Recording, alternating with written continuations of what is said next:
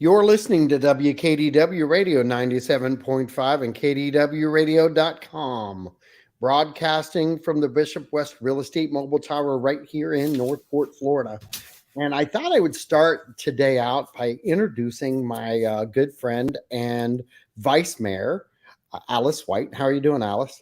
Okay. All right. It's August. This has been our month off, so to speak. And I've been taking full advantage of that by doing quite a bit of traveling.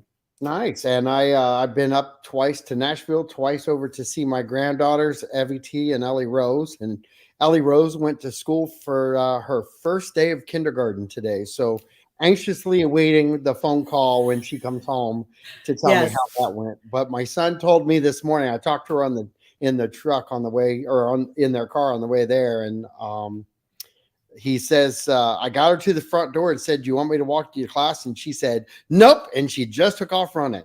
So Good for her. She was ready to go. I told her, just go have a good time and enjoy your day. And I'll talk to you when you get home. So I'm kind of excited about Yes. hearing about the first day of kindergarten from Ellie Rose. And Evie T's got the house to herself for a change. So I got both granddaughters who are kind of in a weird spot today. So it's going to be fun to hear the feedback from that. But Yes. I think I want to start something out with you because we have not always, we don't see eye to eye on every topic that we talk about, and we know No. that. Yeah. And that's the beauty of one of our beauties, I guess, of being friends, being colleagues as far as the city goes, and boasting about the city, but also understanding that a lot of times you don't get what you want. And sometimes, the funny thing, I was trying to get along with an organization that it's Northport City Concerns, and I got to tell you, Stephanie Gibson, if you're out there, I'm a little disappointed in you, and I think the radical side of trying to keep information, solid information like this right here, questions, Q&As back and forth, it does you an injustice as a community leader. But I'm going to call you out on it because I think it's really horrible when you claim to be for a city, but in order to be for the city, you have to control your narrative, and controlling your own narrative is not being a true city leader. And I thought I would just throw that out there so that you would understand. I'm not afraid to have you on the show. I'm not afraid to talk to you about this stuff. I'm not afraid to have anybody on the show and have this open dialogue. And I think more people need to start calling people out, because misinformation starts when you start censoring what goes on your Facebook page. And you, miss, are a leader in misinformation because you don't engage like this show does.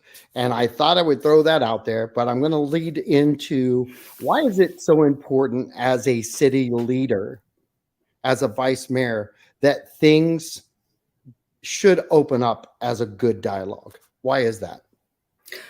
Well, like you said, you have to have open communication, and that's the only way you can really express ideas, views, and bounce things back and forth in order to get to a place that is acceptable to some degree to everybody. You're never going to get everybody to agree Sure. totally. You know, we know the famous saying about that Lincoln said about fooling people, but the same thing, you can't fool all the people all the time.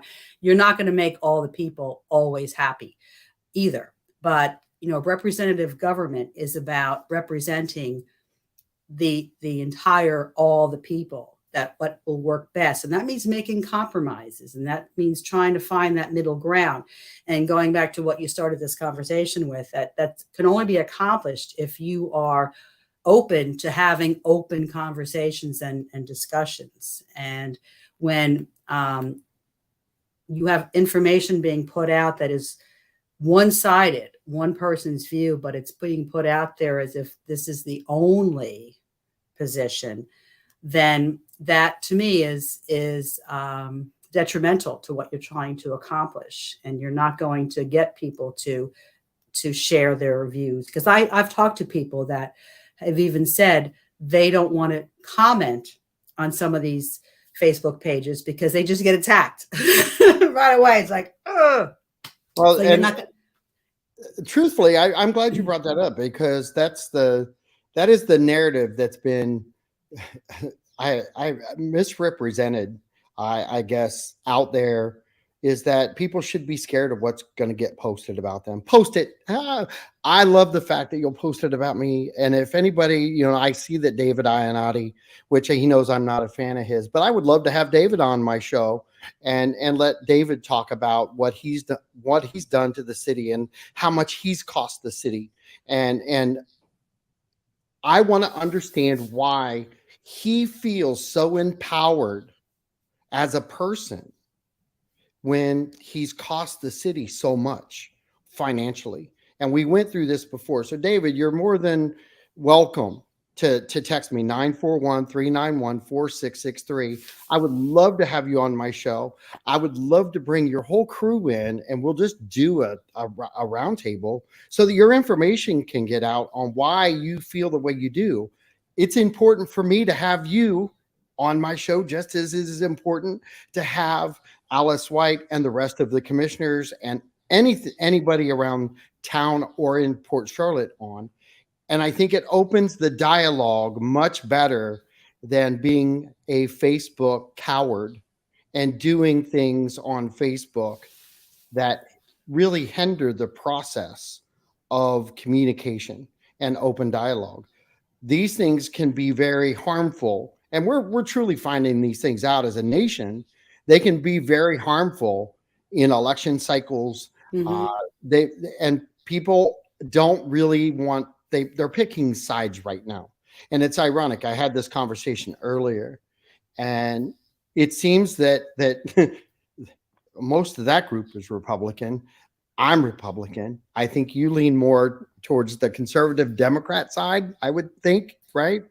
Or more I, toward I'm I very mean, proud to call myself a liberal thinker. I mean, all I'm right. very open. I'm open to all ideas, and truly believe in the founding principles of our country, which was "we the people." We and people means everybody, and it's not going to work the same for everybody. But it doesn't mean you discount any sector of society because it doesn't align with what you think it should be. But and if that is liberal thinking, okay. I mean, the whole foundation of our country was a very liberal concept that people can govern themselves, and you don't even have to be a person from a rich family, or you don't have to be part of a monarchy. That you anybody can be a leader. That was a very liberal way of thinking, and Thomas Jefferson is truly, when you do more reading about him, he was a liberal thinker.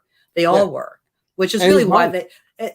that's really why they had to meet in secret, because you had what the people called the loyalists, who were very happy with their little plot of land. They said, don't disturb things, we're okay with this. But he and Adams, and Samuel Adams, and Benjamin Franklin, they all had to meet in secret, and all of them, because they had the not from the redcoats, because first of all, they were very obvious who the enemy was. They were in red coats. Okay, they were had to meet in secret because of their own neighbors that said, "Hey, we're okay with this. We're not.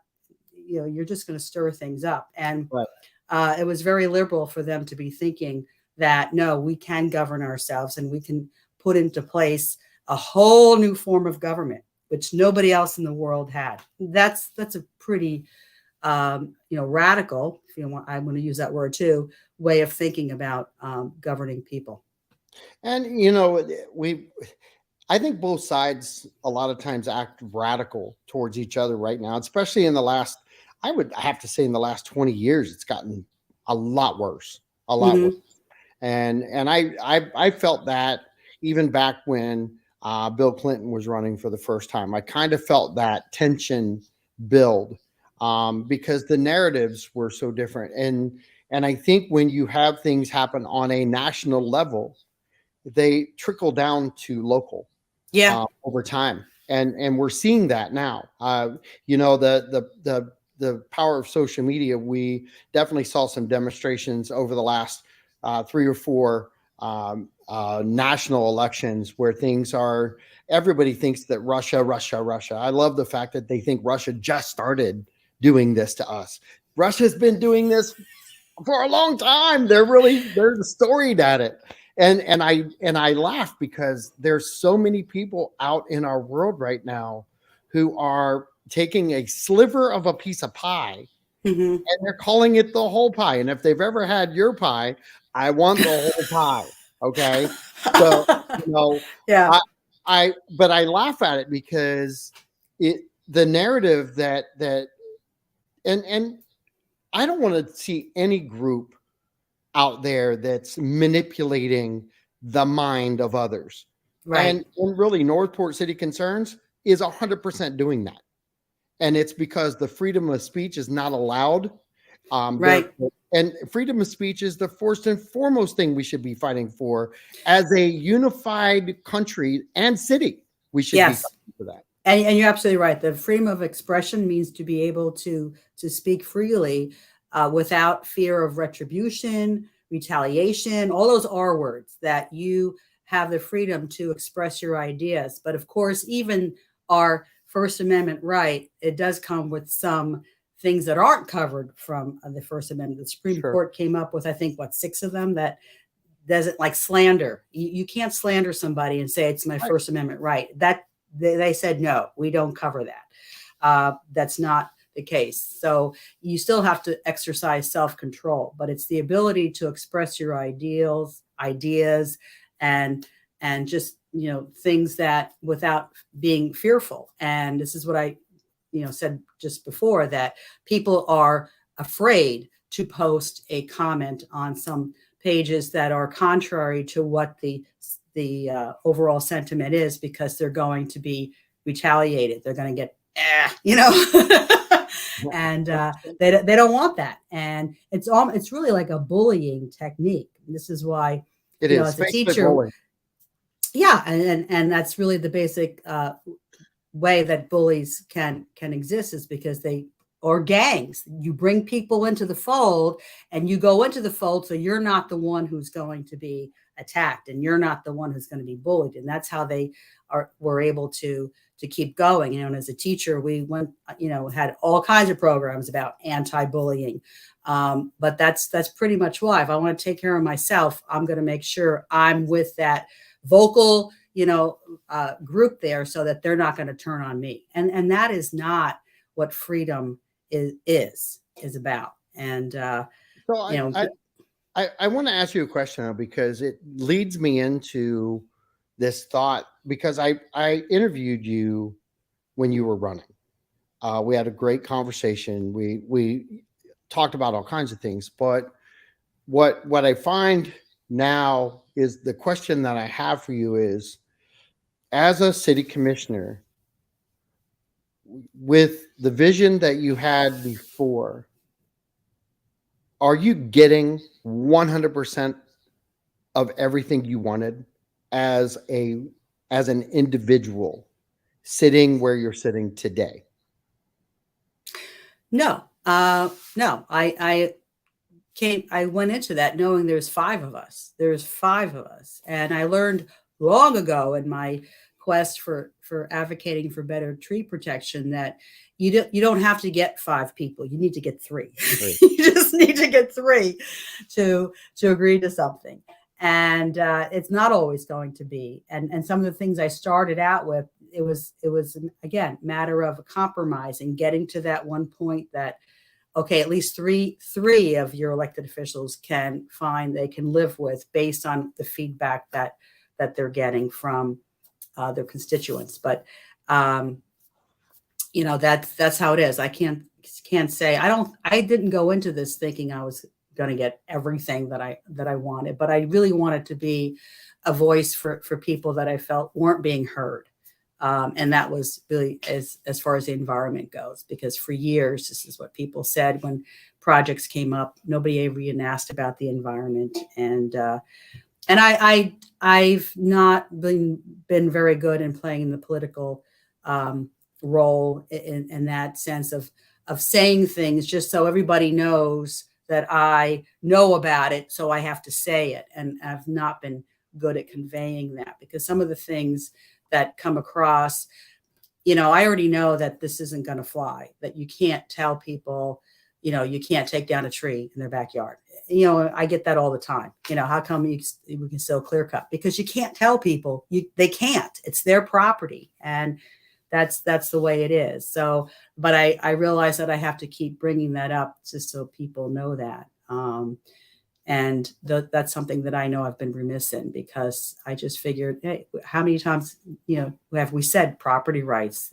Property rights are very revered in the state of Florida, as you know. So, So I want to stay there for a second, because the tree ordinance, it's newer to Northport, this newer tree yes, ordinance. and that did change a lot, because before, because people want to know, that's one thing I've been asked, is that I thought we had a new tree ordinance that would stop clear cutting, and my response is, you can't stop clear cutting, but what it does is it now requires mitigation. Because before, and people didn't realize this, that every tree except a tree that was 30 inches in diameter, that's a huge tree, that's a big tree, that anything under that 29 and 3/4 of an inch or whatever, 7/8 of an inch, that could be removed, and there was nothing paid for it. So when people wanted to know, how can they keep clear cutting, and I said, it's because it was cost effective for them to clear cut. You have to make it somewhat cost prohibitive, but it still doesn't mean they're not going to do that. But at Well, least the city is getting something for that, and the idea is to use that money to plant trees where we can on public properties that can be maintained, that can be controlled. Because even when you talk about planting trees on private property, or when people have saved trees, and I'm sure you've seen this, that some people would have a beautiful oak tree in their front yard, they sell that house, and what does the new owner do? Cut the tree down. You can't tell them they can't cut that tree down. So there's no control over private property, but we can have control on public properties. And that's the direction that I continue to press for, that we need to have a tree planting program, which we haven't had. But now with the Natural Resources Department coming on board, that is that there can be somebody actually putting in a plan. Because right now our arborists, as you know, they've all been consumed with development. That's it. Just, going through the review process for development, but not for tree planting. But now Go ahead. So now with the Natural Resource Department, they're going to, can you still hear me? Mhm. Am I okay? Okay. The Natural Resource Department, that they will start putting together a comprehensive tree planting program. Because right now it's kind of something that's been handed off to Public Works. That's not what Public Works should be doing. Public Works is not about, planting trees, but that has been the department in the city of Northport that has always been overseeing tree planting. And in any other community, they don't use Public Works to plant trees. Right. Right. And they have so many other jobs that they are truly doing exceptionally. And yeah, Northport, I'm going to bring that up, because Northport app is huge for anyone in the city of Northport that sees a pothole, that sees something wrong at the parks. If you take a picture, use Northport app and yes, and get that information into the system, it is such a value to be able, one, to report that stuff, but two, the fact that they're giving you play-by-play feedback on yeah, the project itself. And right. that just ensures the citizens that, one, the information was received, and two, they're dealing with the problem at hand. And if we can all work together, here again, I use this word together, because we have to start functioning as a city, Mm-hmm. even though sometimes you don't like certain things and you don't like topics of certain things. When you chop this show out, you're not learning this part of it. And citizens who are truly concerned citizens on the Northport City Concerns site, they want this. They want a lot of information. And Stephanie's not that bad of a person. I know that her goal is not to stop the good information, but I'm going to say this: your information is not always accurate, and Hmm. it's skewed. And the reason it's skewed is it's only one sided. Right. You can't you have We have 5 city commissioners who, if they all were doing the same thing and you didn't like it as a citizen, your only option is to vote them out. But censorship of all 5 so that you can say none of them are any good, okay, that's just really bad leadership. And Right. bad leadership is not needed in today's society, where you have all kinds of radical groups pulling people apart. Hmm. And I know I'm harping on this, but the reason I'm harping on it is, if our city government itself was functioning like that group is functioning, I can't imagine the outcomes that we would be having within City Hall. Right. Right. And as someone who's lived here for 32 years, I've been through my share of commissioners. And in fact, when I first came here, we had just gotten into the city manager form of government, because Northport used to have a mayor. And so I've been through every single city manager, dealt with them, and also just my dealings in general as a citizen with the city. I know that what we have today is just 1,000 times better than what it was. First of all, the amount of information that the city puts out, before, we never knew what was going on. You had to literally pick up the phone and call somebody to ask a question about anything. And now everything is out there. Press releases are put out whenever there's anything going on in the city. They put out a blurb, so people have really no excuse if they don't know what's going on, because they have taken the lead on keeping people informed when we have these meetings. Speaking of meetings, we had the budget meetings throughout the city. Right. Did you attend any of those, John? I was actually gone up north when they all took place, so I did not Okay. get any. There were very few people. In fact, the last budget hearing that was at City Hall, I went to that. One person, one Right. person. And then at Welland Park, that supposedly is people who want to de-annex because of the city taxes they're paying, which they feel they're not getting anything back. Somebody told me there was 2 people there. So again, this is your opportunity to come out and say whatever it is you want to say about how money is being spent, where it's being spent, and there's nobody there. Well, and there's here's the funny thing: we can talk about one group over another, but there truly is a lot of factions within our city that operate under that propaganda umbrella. Mm-hmm. Yeah, and just take the annexation as one of them. Well, they should have filled the damn room Yeah. with all the people that they have that want to de-annex. Their leadership sucks when it comes right down to it, because that was their opportunity to show power in a Right. room where, if they must have been upset, they must have had something to discuss. It was a great opportunity. Right. Leaders lead, and obviously that leadership that's up there has fumbled the ball a little bit.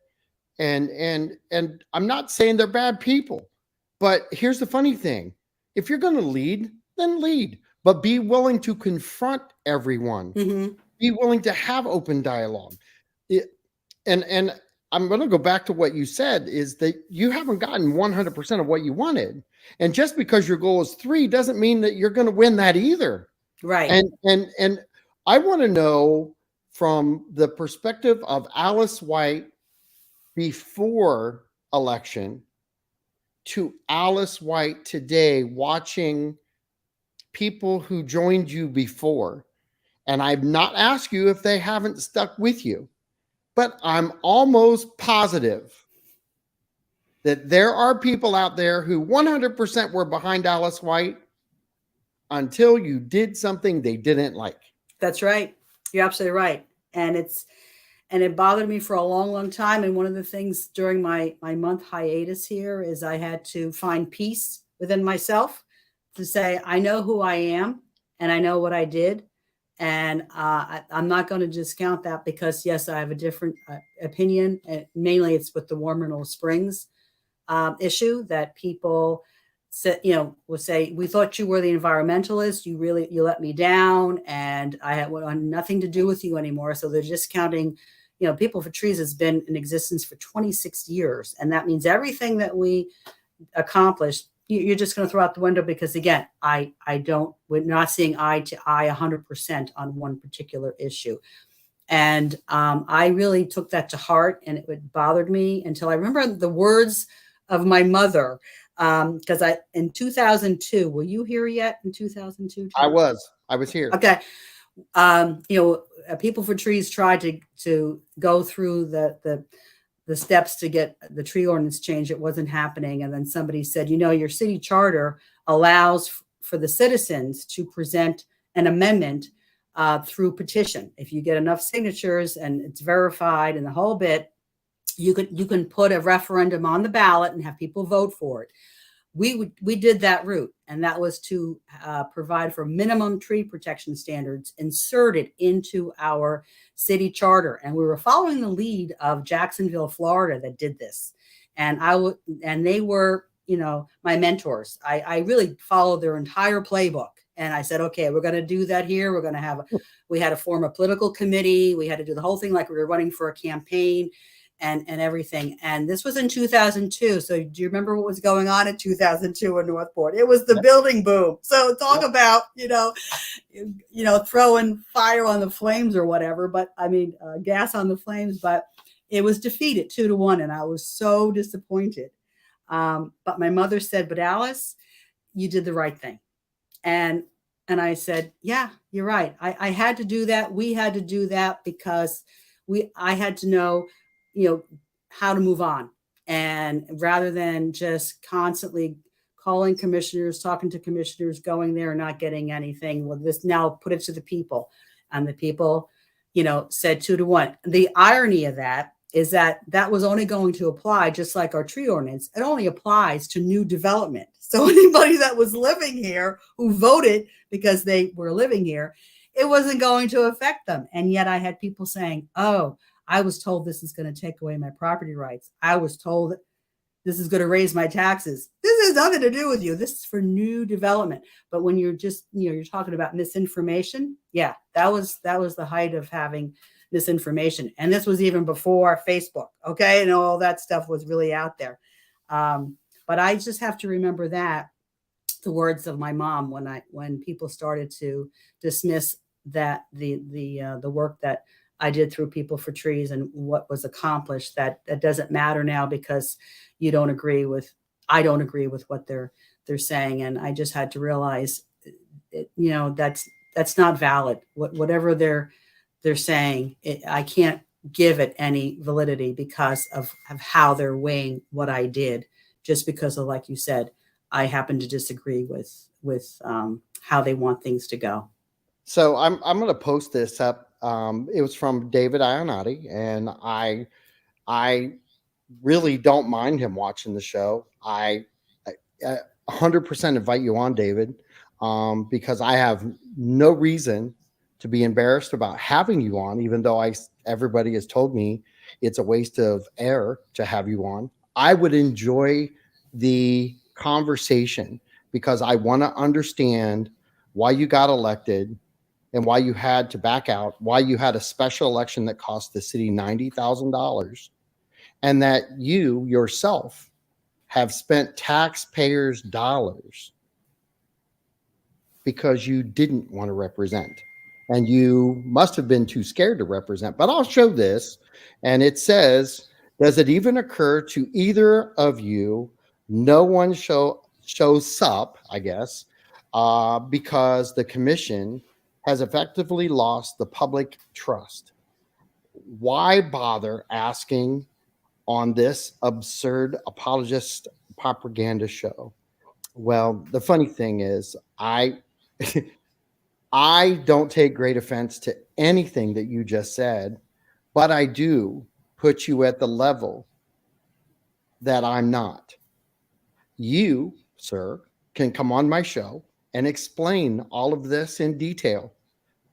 What you clearly have done just now is shown exactly what we were talking about at the beginning. You, sir, are a Facebook bully. This is what you do. And when you don't like things, this is how you treat people. I'm not going to do the same thing to you. I'm going to elevate you to be a better person. Come on my show, participate as a good human, and maybe gather yourself up. Maybe they didn't show up because they trust the leadership. I will now turn it over to Alice and let you respond. About what? To David? Yep. Well, again, that's, lost the public trust. And what the first thing that comes to my head is again, when you don't agree with people, I have found that's what they'll bring up, that, well, we don't trust you because I don't agree with what your position. And that's how. Those are two different things. Right. And I think that's what David doesn't understand. So can you actually define those two things? Just because he's not getting what he wants, stomping around and acting like an individual who's lost his vote or lost his way is different than you having to vote a certain way because there's a population out there that isn't his idea.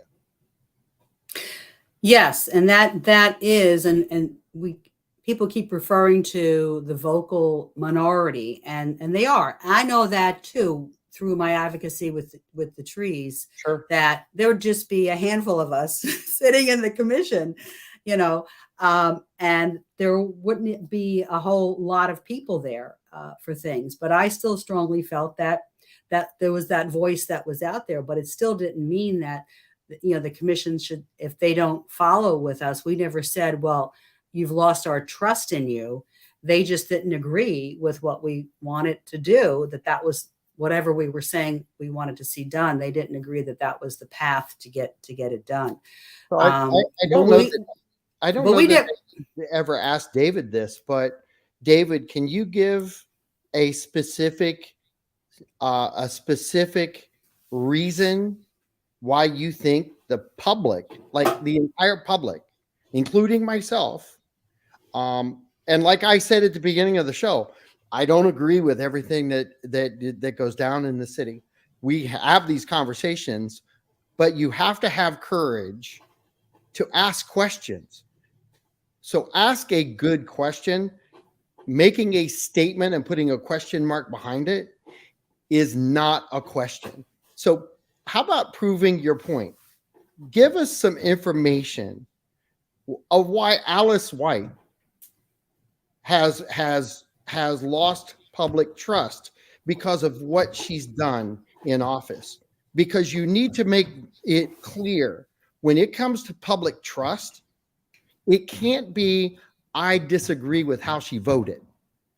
A public trust should have more meaning to citizens than just, I don't like how she voted. Tell me what law she broke. Tell me what she did wrong. Tell me how she manipulated systems. And I'm all ears. And I'm sure Alice is all ears. But making a statement like public trust, they've lost public trust with no information. You're a propagandist, big time, my friend, big time. Because that is exactly the words you use are exactly what a propaganda show is.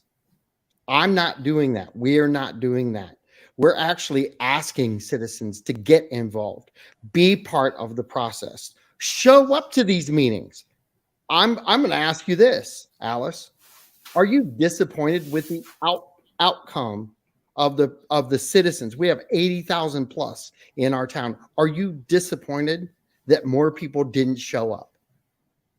Yes, I am, based on comments and based on some of the things I've picked up on social media, that yeah, this was their opportunity to get out there and express something, and they didn't. But I have to tell you, aside from the budget hearings, the city's been putting on the United tours in Yep, cooperation with absolutely. Northport Forward, and they have been really good. There have been people. The last one we were just at, the Jockey Club, and people ask really good questions. People have come out to those that I've never seen before at meetings. So it's all like open and new. And their questions have been really, really good. And they all have said, what a great opportunity that has been. I've been doing my own little informal chats once a month at the Northport Arts Center. And the people that have been coming out to that have said that they appreciate that opportunity for the to be listened to, and that's what people just want to be heard. And the thing is, when people didn't come to that budget meeting, they were missing out on the opportunity to be heard. And then when the budget is passed, then they're going to come and say, "Oh, what's this?" Well, again, if you didn't make that known, or your displeasure with something, or what's this money going for, that was your chance to do that. But So again, some let me go ask ahead. you this then, because you are clarifying exactly what citizens need to hear.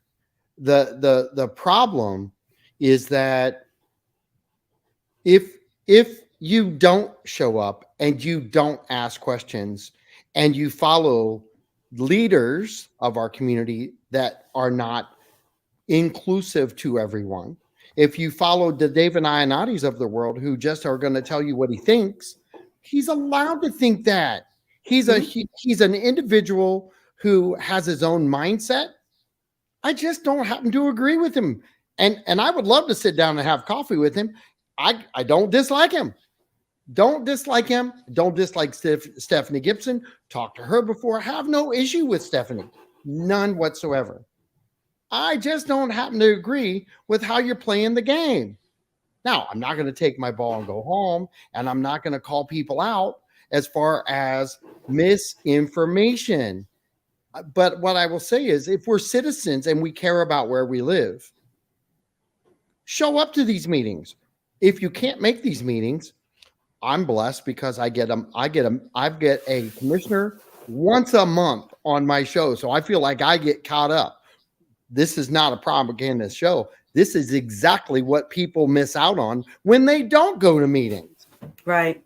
And Right. the misinformation that comes out of the Ionatis of the world is a problem for sitting commissioners today, which ironically, if he would have done his job, he would have been one.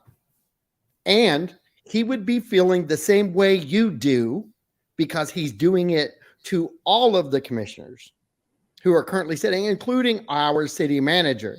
So mistrust can be sewn in to any conversation if a citizen is allowing that one voice to penetrate and make that happen. And I, and as sure as I'm sitting here, we just literally had that conversation that people have left your side because they have not agreed with you. Well, but they agree with the other 50%. Right. And it's Right. tough. It's this is not a it's not easy to be a city commissioner and learn how to walk that line and understand that just because you're keeping all your close friends happy because you're always doing what they tell you to do, there's a large majority of us out here that don't agree with that friendship level. So what do you say to us? I guess the David Ionatis of the world would tell us we don't matter. Well, I'm not even saying David doesn't matter. He does matter. But don't count on everyone else. Don't even count on me to tell Hmm. you everything you should hear. Go do your research.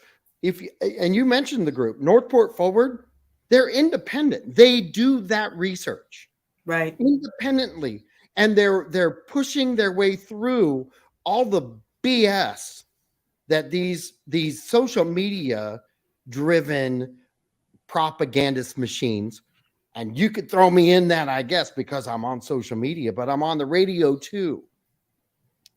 But I'm not driving the narrative.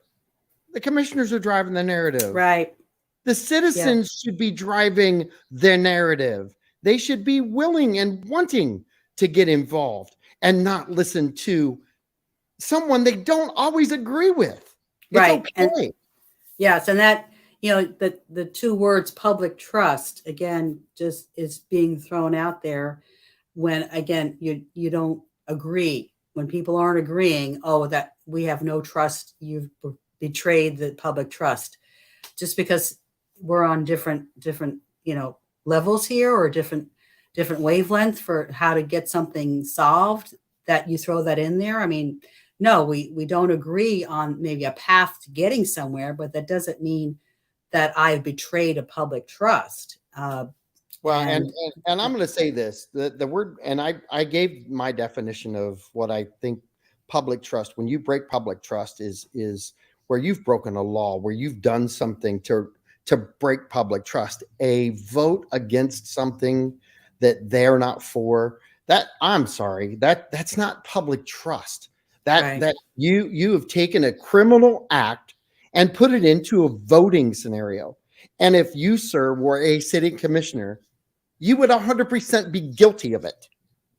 Be careful of what you're saying. Words have meanings, and people need to grow up and get out of their own way sometimes. And David, you're one of them.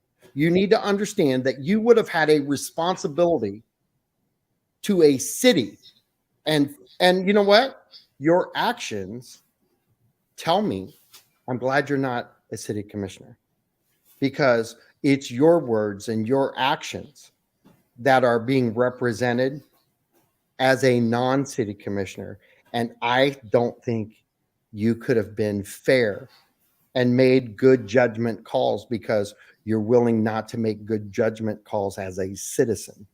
That's the problem I have with being a Facebook bully and being able to spout all these things out. If you have that desire to be a government leader, holy cow, you're putting way too much documentation out there to show yourself as truly what you are. And people don't forget these things. When you and I have no political aspirations in Northport, but I will promise you there's nothing I'm saying right now that I would be afraid to stand behind, because we have got to support our city leaders unless they break the law and break the public trust. Then they got to go. But a disagreement on a vote is not. right, So this, right. I'm going to get off this topic for a second, and I want to go to something that Chuck English, he's brought this up several times, and maybe you have a better way of answering it than I have, but he's wondering why this referendum of Warm Mineral Springs, why couldn't we have put this on a referendum and had a true vote on the outcome of Warm Mineral Springs? Can you talk about that a little bit? Because I've clearly stated if I would vote to sell it, it would be gone. I would get rid of the eyesore, and it would be I would even give it back to the tribal nation and say, shut it down, lock it up, and don't let it be touched. It's 100% okay with me. I am tired of spending money on what people think is a value in its present form, and it's not. No one is taking their relatives there to gloat about what we have, because it is a disaster zone. And that's my opinion, but talk about why it's not put on the referendum and why things are being looked at the way they're being looked at. Well, I know, just from I can't speak for my fellow commissioners, but from me, Let me ask you this, because he's calling me out. Did you read the question? at the bottom of your screen. No, I don't see it. I don't see anything. Oh, there it is. You see, all right. Oh, So you, referendum. Okay, you're right. all right, but he said read the whole question. So if you on the radio, we're reading the whole question real quick because it's lengthy. Okay, But I want to be accurate and I want Chuck to be happy at the end of the day, right, because I don't want Dave on saying I wasn't fair. So go right. ahead. Well, I think the issue of referendum, I think it's a little too late, because if that were something people wanted to see, that should have been done a long time ago. The city took over Mineral Springs in 2014, and it pretty much has languished. Not pretty much, it has languished, and it has been disrespected, and it's been allowed to deteriorate back into the earth. And people didn't take an interest in it. And even when we took it over in 2014, it took till 2018 to finally get the what the community input package put together. And I was elected in March of 21. That following April is when that first came up as a vote to take surtax money, put it into the Mineral Springs Fund, and let's put out for bid, because Kimley Horn said it was going to be $9 million. So that's what we did. However, that meeting in April, no, I have to correct myself. We didn't do it at that meeting. It was a 4-1 vote.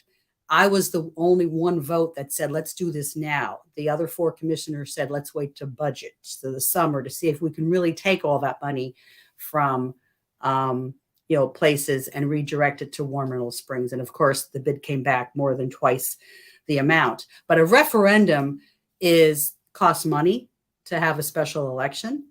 And in the meantime, like you said, that Mineral Springs is going to continue to deteriorate. And like I started off saying, it's a little too late. And you have the possibility it's not going to pass. So that means what? We're going to be right back where we started from. I was an algebra teacher. I am very much schooled, and I appreciate the process, that you have a logical process and you go through it. And to me, it's like getting to your solution and now going back and saying, okay, let's do this. Well, we already came to a solution. This is it. And I don't see the value in that, because we're still going to end up with the same situation. We don't have the money to fix it, and it's not doing what it should be doing, and it should be available to more people. When I found out that there were 6,000 paper surveys that were mailed, I thought it was only 1,500. I don't know. That's the number I had gotten when I talked to the survey person, when we got back the results and we had our one-on-ones with him. And I asked how many paper surveys went out. And I think he first told me, 2,500. But then I found out it was 6,000 went out there, but less than 1,000 replied. Those other voices, people got that meant they didn't go there. They didn't care enough to even fill it out. But they still need to be represented. And this goes back to what I said in the very beginning. We have a representative form of government. And just because people aren't vocal about their position doesn't mean they should be ignored and not considered. So Because I want to ask you this, and so you're not an environmentalist? I'm not an environmentalist. Correct? Is that correct or incorrect? No, I am. I consider myself first and foremost. Yeah. Would you consider yourself and I already know how a lot of the members feel, but on the current commission, would you consider yourself, and I don't want to use the word educated. I don't want to use anything to throw a level up, but would you consider yourself a more experienced, yeah, person when it comes to the environment itself, as a commissioner compared to others on the commission? Yes, because again, I've asked that question. Yeah, because through my 26 years, my quest, I have gotten in touch with people literally all over the country, the University of Florida. When we put in street trees and North Salford, and I was having some pushback from the city because I wanted all sweet gums, and they said, no, we don't want sweet gums. That's not a street tree. I called the University of Florida and talked to Ed Gilman. Ed Gilman is like the guru. When you go to the website and you look up trees, plants, and shrubs, his name is on every single newsletter. I talked to him and he said the sweet gum is a great street tree. He doesn't know why it's not used more often. I have put out my feelers to all kinds of groups and organizations to get information. And so I just am well researched when it comes to the environment. And I know what's worked in other places and I know what hasn't worked in other places. My question, why are you willing to vote like you did and do damage to warm Mineral Springs because you're such an environmentalist that you're going to let someone come in and destroy it? Well, first, I don't believe it's going to be destroyed. Second, again, through my work with People for Trees, I put on monthly Eco Kids clubs for 12 years. And when I tell people that, they just kind of brush it off, but they have no idea what kind of commitment that took. That every single month from September through May, we had monthly programs at the Oaks Park and at the Environmental Park. And the parents had to accompany the kids. That was actually my motive. I wanted those parents to learn about our flora and fauna. The kids, they don't care what they do. They're out there and they're running around. But to me, the environment is not something you put in a glass case and say, oh, there it is. It's around us. And I wanted people to understand where they lived, to embrace Florida, and to get them out there. I wanted those kids to get dirty, muddy, to know the few things they should look out for, but everything else, go out there and go crazy, enjoy it. And that's what I see as the future for Mineral Springs, that it is a special place and more people should realize that and get them there to embrace it, because then they become your, I guess, disciples, so to speak. And they will go out and say, this is, a great place. We have a wonderful natural environment here in Northport, and we need to embrace that. But if you just keep it the way it is, you don't have people going into those 62 acres, for people to see what's really there and to say it's wonderful. No one ever put on programs in those 62 acres. And now I'm hearing people saying, how wonderful and great it is. Well, where have you been for all these years to really get people out there to showcase what it is? So I see it as getting people connected with what really is there and opening it up to them. It's not going to be destroyed. And I've told people this, if anything ever came along that gave any indication of that, I would not have been on board. But there are areas there that are not heavily canopied, that they're pretty much nothing but grass, lots that they just mow every single month. Okay, so put a building there and let people enjoy, staying overnight and being able to go out into those woods. But those woods have to be cleaned up. There's all kinds of, crap in there. There's pepper trees and those Australian homeless. We got the homeless living out there. Homeless. And I tell people, you know what that tells you? When homeless people move, they don't go into busy areas. They go into areas they want to be left alone. That meant nobody was going in there. Otherwise, they wouldn't have been in there. But by the way, the homeless people that are living there are 100% environmentally friendly, aren't they? You're being facetious, aren't you? I am. I know, because somebody said, yeah, where do you think they're disposing of their human waste? I mean, yeah, it's right there. But, that's a small part of the picture. I know people are concerned that it's going to be all paved over. And that is not what's going to happen. It's going to be elevated to a point that it's going to be respected, and that more people can go there and really, again, truly enjoy that 62 acres for how it should be enjoyed. There's a little creek that runs through there. Nobody knows about that. Nobody has gone through there. And what's wrong with that? Being able to really enjoy that tree canopy and getting people to see what's in there and get rid of the junk that doesn't belong there and return it back to how it always should have been, and not let it just continue to run into the ground.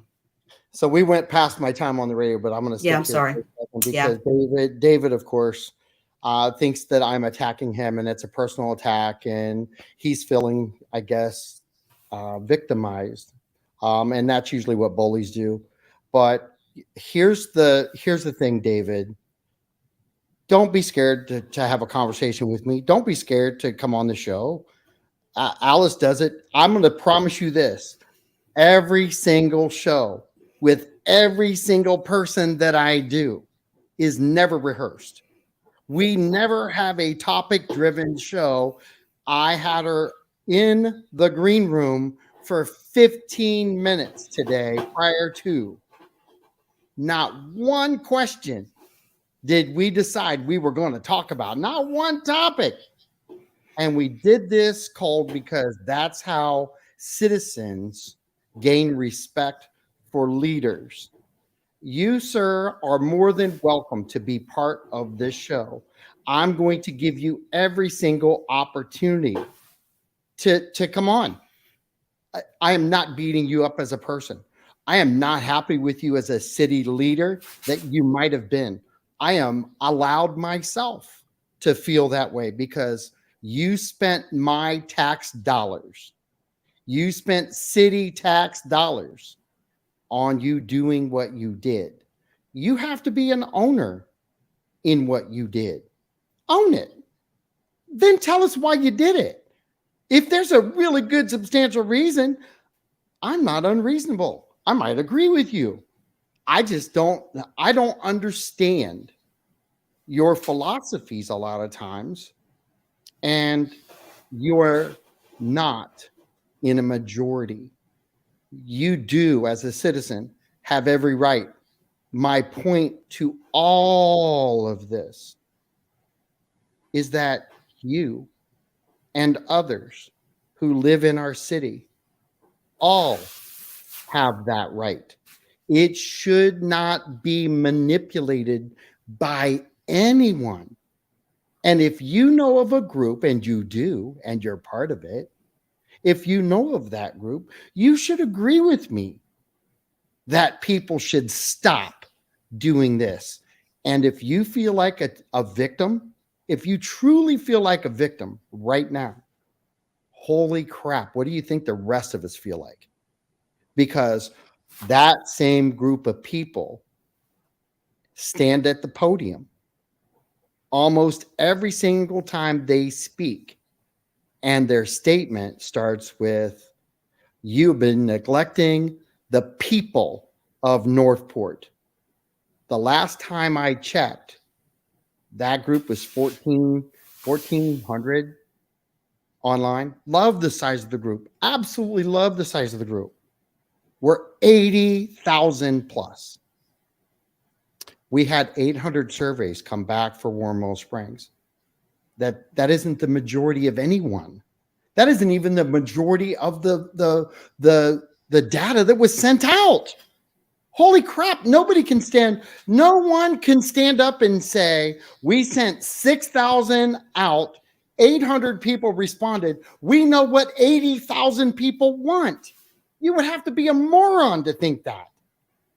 There has got to be some real solid conversation, and everyone's not going to get what they want. I've been participating in this city since I've been here. And I'll promise you, I fought for stuff that isn't here, that isn't part of it. I've represented it at City Hall. I've showed up and done things for citizens. But you do things for others when you're looking to serve.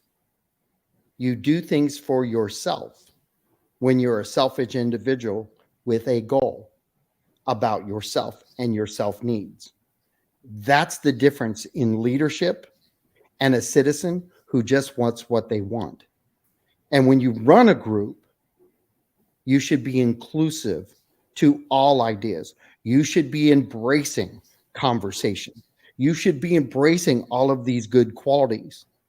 And I'm not saying that you can't get them. Obviously, I'm inviting you to have a good open dialogue with me. David, my cell phone number, 941-391-4663. Not hard to find. I'm all over social media. And brother, you know who I am. You know what I look like. And I am telling you right now, I don't even have a mean bone in my body about you. I just am disappointed in some of your actions. And I'm willing to talk about them and learn. And if there's a good judgment call to be made there, I'm on your side. If there's not, then you got to be ready to take the criticism. And I'm going to ask this of Alice real quick. Have I described sort of what you go through because you have people who have agreed with you for years and now they they have the fun of getting the ability to attack you through social media and other forms, and they act like they've never done anything with you. Yeah. Yeah. And that's what was really disheartening. Like I said in the beginning, that all that work doesn't mean anything because we've disagree on this matter. But like I said, I go back to those words in my head from my mom that I know what I did. I know what my group has done, People for Trees, and I know there are accomplishments that are out there that people don't even know. We have so many new people here. They have no idea, when they're looking at tree plantings and things that we put that in there. We did that. And even the fact that there are trees planted in Northport, because at one time that was not at the top of the list at all, with the city commissioners to plant a tree anywhere. So Um, I really I don't want to cut you off because I would love to keep on going for another yeah, half hour, but I've got to go pick my yeah, wife up. But yes. David, I'm doing you a quick favor, buddy. Um, you feel attacked. I literally am showing your Facebook post at the beginning of this show. Who did you attack? That's the question. It is not me who attacked you. I actually, and Alice actually, defended the public from what you posted first. And that's the reality of what happens when you just shoot your mouth off and you don't think about what you're saying in the contents of how you're trying to get your point across. Maybe you're trying to make your point a different way. I the language of this post throws me completely off because I feel, and I don't want to speak for Alice, and I'll ask you: do you, when you see a post like this, or when you see something like this, is does your defense mechanism come up first? Yes, it does, because I have to think what would it be that I betrayed a public trust, and I know that everything that I and my commissioners do is always to protect the public and their best interests. And again, just that something like you've betrayed the public trust is pretty much rooted in just having a disagreement on a vote on a direction that we should go in that is for the betterment of everyone as best as possible. Like I said in the very beginning, you're not going to please all the people all the time. um, and a lot of the, again, going back to Mineral Springs, a lot of the what I call the Johnny come lately ideas, like let's turn it into a state park. Why wasn't that brought up years and years ago? And even I asked somebody, has anybody sat down with the Florida Department of Environmental Protection to see what's involved? No, nobody has. But that's something I would have done if this were my issue years ago, or if I was, Joe Citizen, Jane Citizen. That's what I would have done, because that's what I did on behalf of People for Trees. I reached out and I did my research to see, is this logical? Is this practical, or not? And nobody's done that. So, and just because again we don't agree, to say that I betrayed a public trust, um, no, I am representing And, the and public. I'm going to say this to end the show. I've had coffee with Chuck English multiple times. He's met with Peter Bartolotta and and I'm I'm going to say this. And Chuck, I know you. I know we care about each other, and we enjoy each other's company, but we don't agree. We don't. Hmm. And Chuck will tell you he does not agree with me on stuff. I don't agree with him on stuff.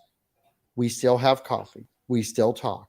Yep. I have another friend who is in my Buckeye group. We talk politics. We love each other. We care about each other. We don't see eye to eye on it, but we have got to have dialogue. If Hmm. you don't have dialogue, you have nothing anymore. All you have is angry people willing to post things on Facebook and hide like a coward. That's what you have. And that's what I'm trying to stop.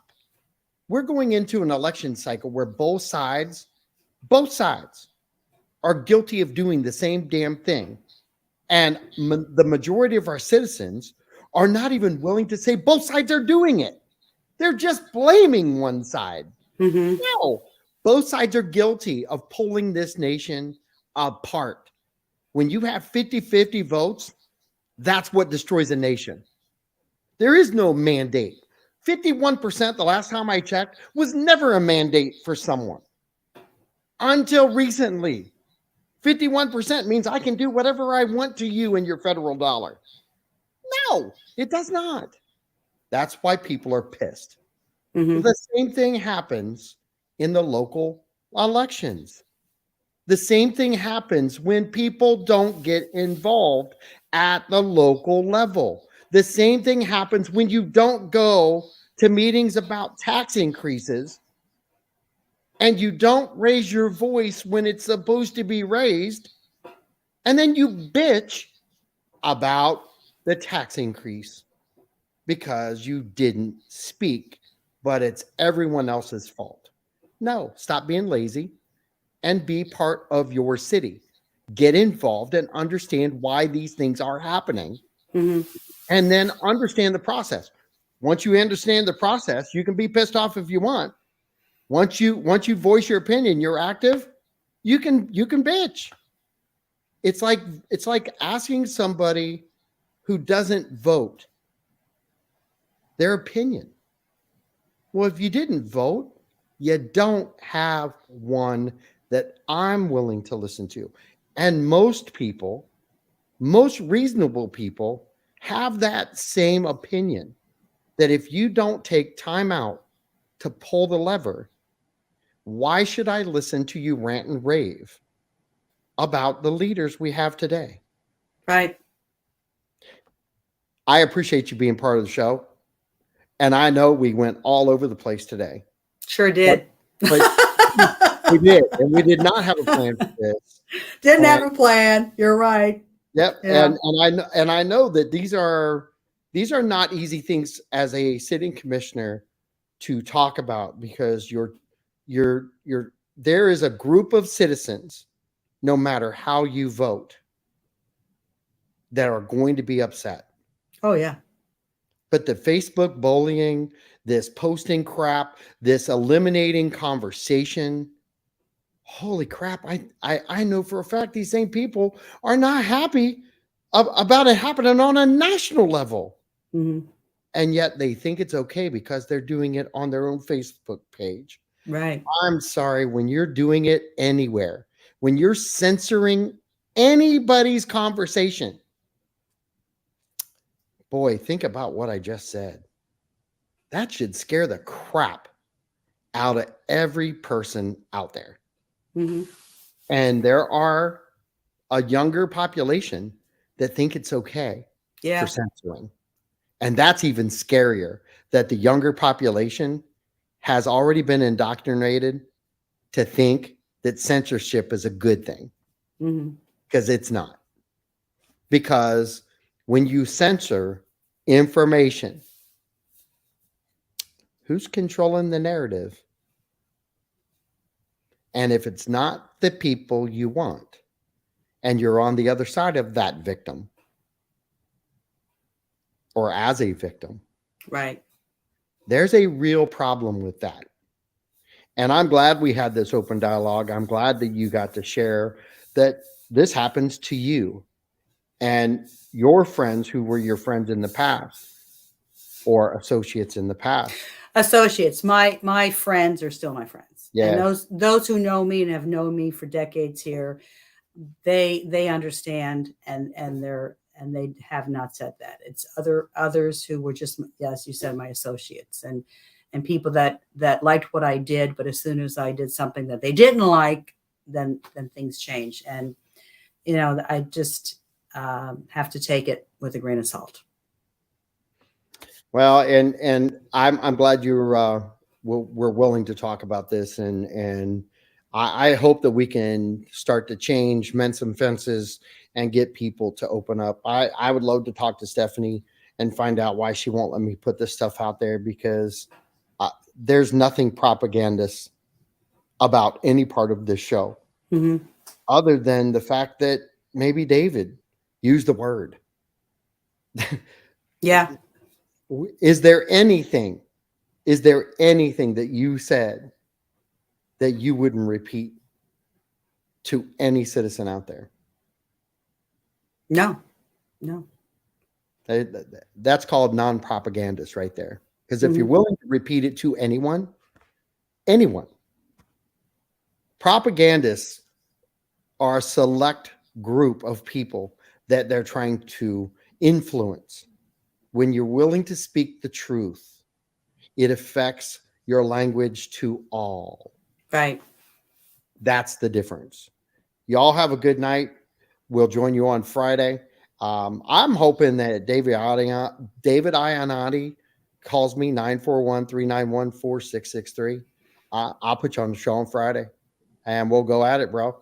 And we'll have a good time and we'll just have a good open dialogue about your beliefs and why you think that the city commissioners have lost citizens' trust. But if you're going to use that dialogue, you need to come with information on what laws they broke and why they should be arrested or removed from office, because that, my friend, is the true definition of citizens mistrust and trust being misused. Mm-hmm. So that's how I believe. But have a good night.